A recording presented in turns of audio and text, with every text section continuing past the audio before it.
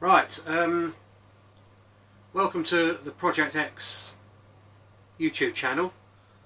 Project X covers a lot of things.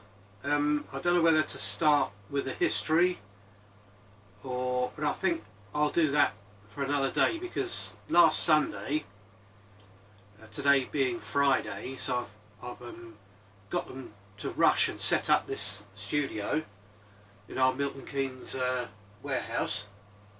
It's in the roof. It used to be an old sauna, I think, or was built to be a sauna, but never got that far, according to the last owner. Yeah, so we built this upstairs in the roof. Now, I don't know whether you can hear the wind picking up here, but the last time there was high winds, I think it's going to be 80 miles an hour this weekend, strips of roof came off. So it's quite dangerous up here, so I'm probably not going to be very long. But basically, at the military show, where we always have our meeting, we decided that 20 years ago, I mean, it was me who came across what we now think to be a UFO on Otterburn Ranges. And it, although it didn't do the same things as all the other UFO things you hear about. All the little white lights up in the sky and the coloured lights and the... Although I can tell you what the coloured lights are about now, I didn't see any of those. I didn't see any takeoffs or landing. It was just a device sitting there. I saw it from a distance. I thought it was a round water tank. And basically, when I got there, there's no features on it whatsoever, so I thought it was a prototype something, I don't know. But anyway, coming up to those events, basically, I was a chauffeur at the time, and I was given a job. I had to get the plane up to Edinburgh Airport to pick up a Jaguar on a Friday. Basically because our director was too lazy to drive it down the M1 himself, or M6 I think it was. Yeah. So yeah, so I had to get the plane up there, get the Jaguar, and I thought, right, Otterburn Ranges, because I've been there quite a few times before. And I was with the Military Vehicle Trust, and I was photographing the military vehicles. So we'd done the ferrets, so I don't know, I think I was up there just looking around because the fact I was near there. So I came down the road to Otterburn from Edinburgh, and it was late at night, Friday night, so I slept in the back of the car. Very comfortable, as you can imagine. The next day, quite early, because I was up early, because obviously you can't sleep, I actually slept in the car park of the Battle of Otterburn Memorial. I don't know whether it's a memorial or when it's just a marker for the site, but it's just up the road from the base anyway. And because I know Otterburn anyway, there's quite a few roads onto the area, which at the time I think was there was no sheep, or no. I think the sheep were lambing, so there's actually no firing going on. So yeah, I went on there, and it must have been about sort of around midday, and I got up on top of this I think it was a Conqueror ARV. It's gone now. The last time I went up there, it was just a muddy patch where they dragged it out. Quite a rare beast, and I think I photographed that, and quite a few other things. And then so I had with me, I had a video camera, a normal camera, and a Seiko Kinetic. I had a Seiko Kinetic watch on, and that becomes relevant later. And so anyway, from that top of that vehicle, which is quite high, it's about 6 feet off the ground, I could see 3 ferrets that turned out to be Mark V ferrets with the flotation screen. So I thought I'd go and look at those. It was quite a trek. It was through a marshland, across a river, and then up this really steep bank. But I managed to do it, managed to get up there. But when I was down there, obviously I was only looking for the military vehicles, but I could see this aluminium looking item next to it, which looked to be, I mean, because I'd seen aluminium items on Otterburn ranges before. In fact, hours earlier I passed a scorpion body which must have been checked at the factory for cracks and had cracks in it, so they didn't bother. But it was still all in its aluminium one piece, and I thought, well, that was almost the same colour. So it went out of my mind as it being something different. So it got up there, and there it was, this thing sitting in front of me. The water tanks that the army used to use were a big round flat rubber tank. I think they were square ones as well, but this looked like one of the round ones, and when they filled it up with water, it came looking like a flying saucer, which is quite, was quite amazing. But this one was the 60 feet across, perhaps, maybe 50 feet, completely featureless. It was the colour of titanium. It was rough, sitting there. It was doing absolutely nothing, just literally just sitting there, and it had the bulbous bit on top, like you see quite a few UFOs have, and a square hole cut straight through the middle that you could see. You could see out the other side. Completely featureless, except for a block on the floor against one wall of the same colour material. Looks like it had been moulded in the same mould. So anyway, I've got to watch these CCTV because we get followed.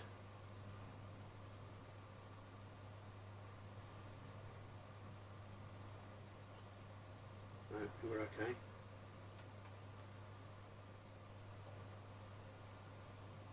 I've got the chaps watching anyway with the radios, just in case. Yeah, they've got a radio. Anyway, they're watching out. Now, so basically I got there and there it was. Now, I looked around. I'd seen the range warden on his quad.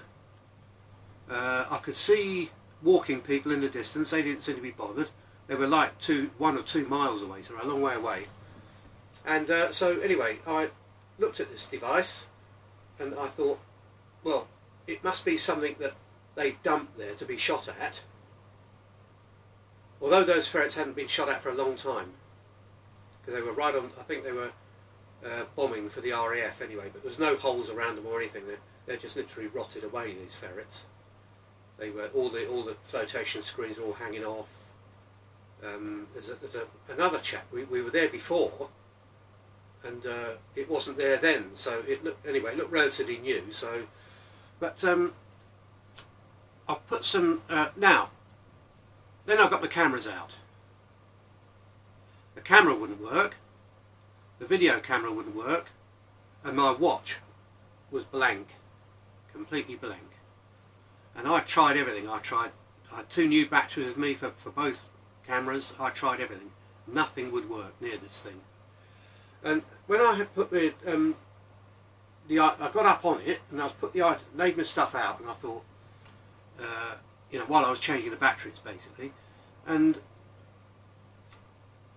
when I was still, I could feel a humming. I could feel something. It's virtually, you put your hand on it, virtually non-existent. You put your fingernail on it, you could feel a very, very slight vibration. And then I thought, well, it must be me or the wind or something. But I did a trick that I used to do to see whether stuff was running or not, and that's I put my teeth. The edge came down and was about, I'd say, a 1-inch profile round. I just rested my tooth on that and I could feel the buzzing then. So so that made me think there was something running inside it, like a generator. But so when I got I went into the insides, it took about 7 feet high, about 6 feet across, say 15 to 20 feet long, just with this one block, which is great to put stuff on. So I put stuff on it, and didn't do anything for ages, and what I should have done was sat on the block, because once I sat on the block, the other side wall came to life like a big TV screen. Then I thought, battlefield computer, battlefield centre, that's what this is.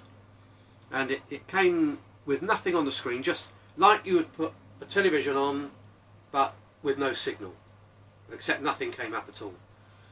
After 10 or 15 minutes I said something to myself, and I saw the wave appear on the screen. I said it again and the wave appeared. I said it again, and after a while, whatever I said, it was saying almost back to me, but in a, like it was piecing together in pieces, like stuttering in pieces. That's what I remember. So I'd say, the cat sat on the mat, and I'd hear mat, like that, and eventually it pieced it together. But I'm going to cut a long story short, because it was very long, this. Within 1.5 hours, I didn't do just that in 1.5 hours, but because I went actually looking for somebody to see whether they could tell me what it was, and I didn't find the range warden. There's quite a few, quite a few issues that. I even went away half a mile away to see if we could get the cameras and things running, thinking it was electromagnetic system that's stopping my stuff working. So I went away, not a thing out of anything, up half a mile that was. So in that time I came back, and I was sitting there talking, and by the time the hour and a half was up, that was talking back to me in my same voice, with my London accent exactly as you hear me now. But not talking back to me, he's repeating what I said. And then after a while I said, what the hell are you? What is this? To myself. And then it said to me in my own voice what it was. And it just said it was a probe. It was here for... It didn't say how long. It was here to do research. Once it got its research thing, which wasn't a very long time at all, it went back to its mothership, and that was it. It was all. So it was just there. I don't know how it was doing its research. Well, I do after a while, but I'll tell you that in another video. But basically, it was there to do the research, and I said, why aren't my cameras and things working? They said, oh, that's due to the method of propulsion on this system. It's electromagnetic. It throws out a very, very high speed alternating magnetic field, which will stop atoms in a wire. Therefore, every electron or whatever jumping from one atom to another in an electric current goes backwards and forwards as you get close to the device, and then stops. And then I was thinking, some of the UFO books I used to read when I was a kid, people would approach what they thought was a UFO hovering, and the engine on their car would stop, and their watch would stop and everything. Well, that's what happened to me. Nothing worked. It can stop, and then as soon as the UFO's gone, you can start the engine again in the car. Well, that's because it stopped all electrons flowing in cabling, or in the high tension leads on the car. So that's one thing I learned. And I learned how the device works, which I'm going to do one that says here propulsion eventually. I'll do that, and then for about another 4.5 hours, I'd say. I'll tell you why I don't know how long later in another video, because when we were getting to the end of our stay, it never asked me a question. I was the only one asking the questions. So it was like the screen you get in a shopping centre, where you walk up, it says nothing, and then you decide which shop and it tells you where your shop is. Well, this system is exactly the same, but much more elaborate. And the reason why it's on every single probe that goes to every single planet is so that if anybody turns up like me, there's a chance for them to access information or ask questions. A bit like the plaque we sent out on the Voyagers. Big brass plaque, picture of a man, picture of a woman, and loads of other mathematical symbols. And I think one of them went out with a gold-plated record with music and information and stuff like that on. Well, this is the same. They send the same thing to us. We're doing our research out there, just in case somebody finds a spaceship. They know where we are and where to locate us. This was exactly the same. They land the probe, they open the doors, which I didn't know they were doors, but when I looked really closely at the edge, there was a very fine line. And what happens is, the whole top, couple of centimetres, turns, revealing the square hole right the way through. Just before it goes out into space, it will shut that. But in that space where I was sitting, it was checking the air.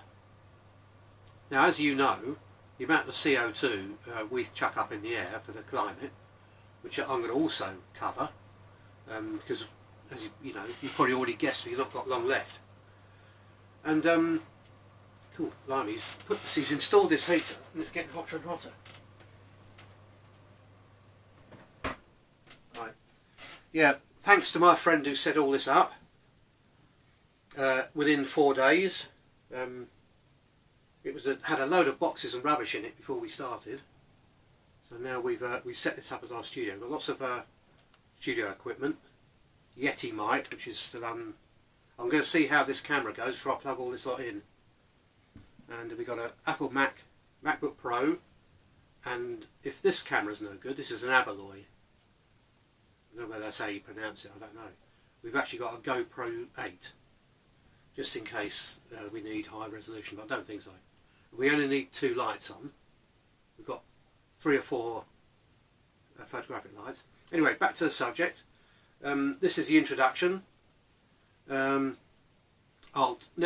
for about 4.5 hours, I was asking questions.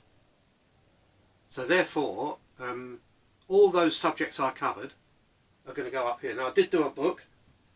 You don't have to buy this because it's on Amazon or whatever. You don't have to buy it because I'm going to tell you exactly what's in it anyway. So don't worry about that. But let's see some of the... Yeah, death. I asked about death. I know what happens. The brain scan I had, which wasn't very... I'll tell you how that works. I can even tell you the technology involved behind it, because every question I asked, there's not like here where there's secrets and things. This thing told you everything. It didn't say to me at any time. There was a couple of very, very detailed questions where there was a delay, and that was it, contacting the mothership. Because there's a massive computer which will all be on here. The reward system the other planets use. We use money. Well, basically what people on other planets do. And I learned that out of the billions of stars and the billions of galaxies and the hundreds of possible millions of inhabited planets, there's only 450-ish. I'll put 250 in here, but I don't know why I did that, because it's about 450. Ahead of us. If you can imagine, there's one planet which is much more advanced, it's right out. Then you get a few, then you get a big group of planets after the Big Bang that missed a lot of mass extinctions, and then we're behind down here somewhere, about a foot away from that big, you know, so we've got a lot to learn. I know why they won't contact us. That's coming up. I'm just looking at the chapters here. yeah, employment, what they do for, you know, because we had bad employment sort of 20 years ago. By the way, this was all happening about 20 years ago, and a lot has happened because I filed a report to the government. In those days, I think there was a department dealing with UFO sightings and things, so I wrote down as much as I could. I didn't do a copy, which is stupid, and sent it in. And I'll tell you what happened to that, because my father was in the government and he tried to locate it. And I'll tell you exactly what happened. In fact, I'll tell you that now.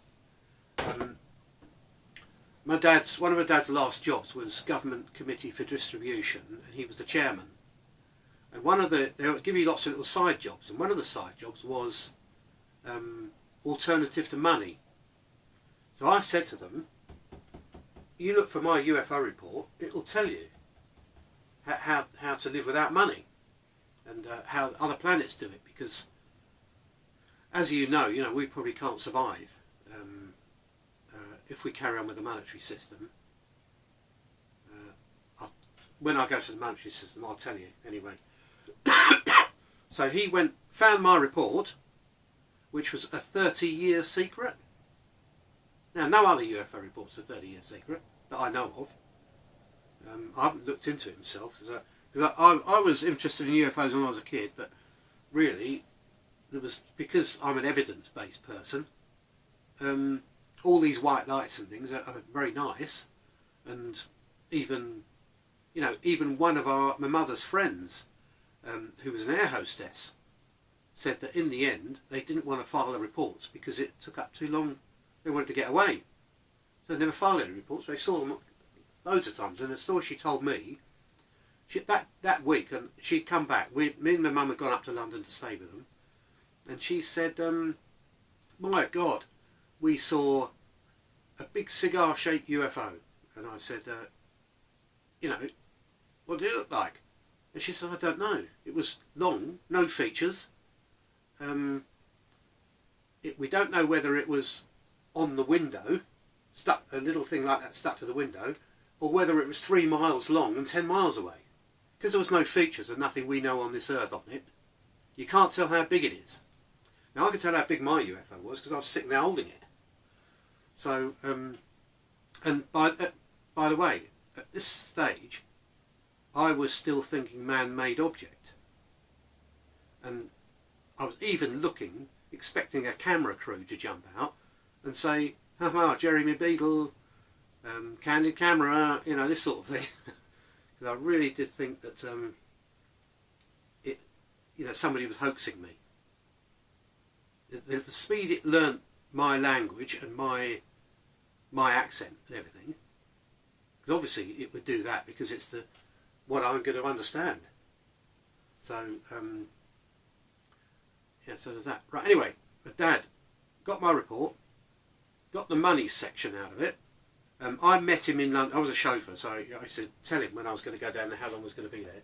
And we used to meet in an Italian cafe in Victoria, and sit in the car outside basically, because you never find a parking space down there near Victoria. So we used to sit in the car, and if a warden came, drive around the block. Anyway, he said, "Oh, you sure this is dead right and all this?" Because the other 3 people involved in this group to decide about money are very incredibly impressed. In fact, we've almost written word for word what you've written there, and basically we're just going to write that and put it in the report and send it, because it's almost perfect.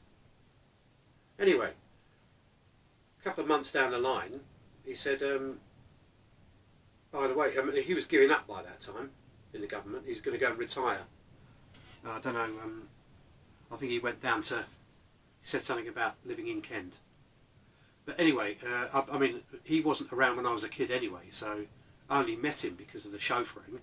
I was with a distribution director one day, and he said, "Oh, by the way, your dad is chairing the meeting." I said, "Oh," I said, "regards."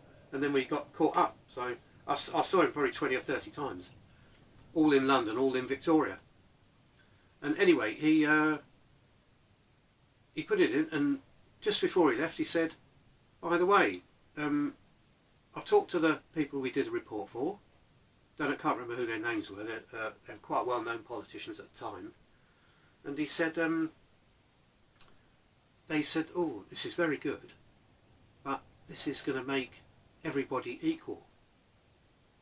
And we're rich, and we've earned our money, and we want to stay rich. So I've put it in as a 100-year secret. So anyway, that was that. And my dad never ever kept any paperwork or anything, so he basically said, before I leave completely, I'm going to go and get a copy of that, because I'm quite impressed with it. So anyway, nothing ever happened after that about it. But on the very last day I saw him, because he died shortly after.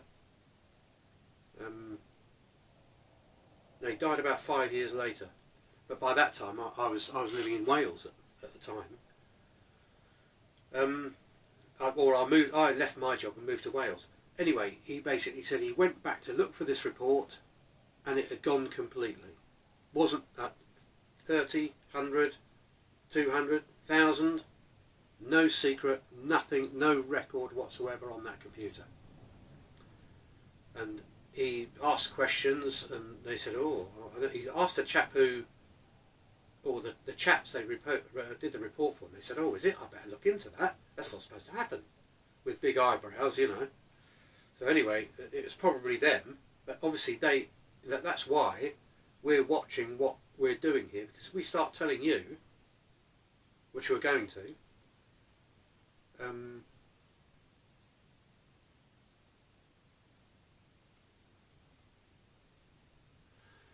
basically,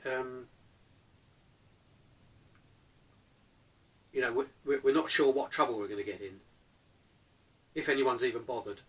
I don't know.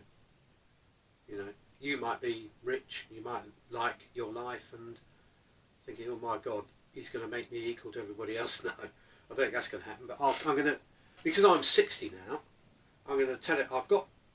The other thing is, Project X got involved in it, and they said, oh, we could use all this. And in fact, if you look at the Project X website, we actually have